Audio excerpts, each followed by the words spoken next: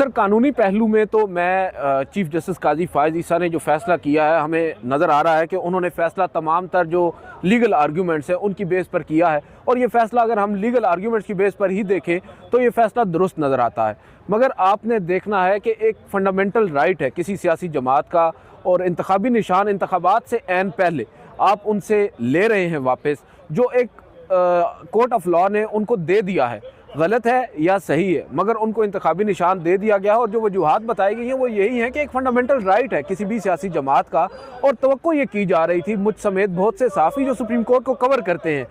Inclinations को छोड़ दे कि किस शख्स की किस सियासी जमात के साथ इंक्लिनेशन है। ये अगर आज मामला पीटीआई का है, अगर किसी और सियासी जमात का होता तो मेरा ख्याल है कि इन तमाम दोस्तों की यही राय होती। हमारे कई सीनियर दोस्त हैं वो भी यही समझ रहे थे कि कम अज़ कम पेशावर हाई कोर्ट का जो फैसला है उसमें बहुत सारे लूप होल्स मौजूद है, इसमें कोई शक की बात ही नहीं है। मगर जहाँ तक बात है बल्ले के निशान की, तो वो पाकिस्तान तहरीक इंसाफ का एक हक बनता है, क्योंकि अब इंतखाबात ऐन सर पर हैं। एक फ़ैसला ये भी हो सकता था कि इंतखाबात के बाद उनको इंट्रा पार्टी इंतखाबात कराने का कह दिया जाता और फिर जो है जो भी कार्रवाई बनती थी वो की जा सकती थी। जिस तरह के आज इलेक्शन कमीशन ने लालटेन का इंतखाबी निशान दिया है, ANP को 20,000 रुपये जुर्माना जो किया गया है, और बड़ा एक वैलिड और रीज़नेबल फ़ैसला है। मैं ये समझता हूँ कि इंतखाबात से पहले किसी भी सियासी जमात को उसके इस तरह के जो फंडामेंटल किस्म के राइट्स हैं उनसे महरूम नहीं किया जा सकता और ना ही किया जाना चाहिए। सुप्रीम कोर्ट ऑफ पाकिस्तान अगर थोड़ा सा आगे बढ़कर आज ये रिलीफ पाकिस्तान तहरीक इंसाफ को दे देती तो शायद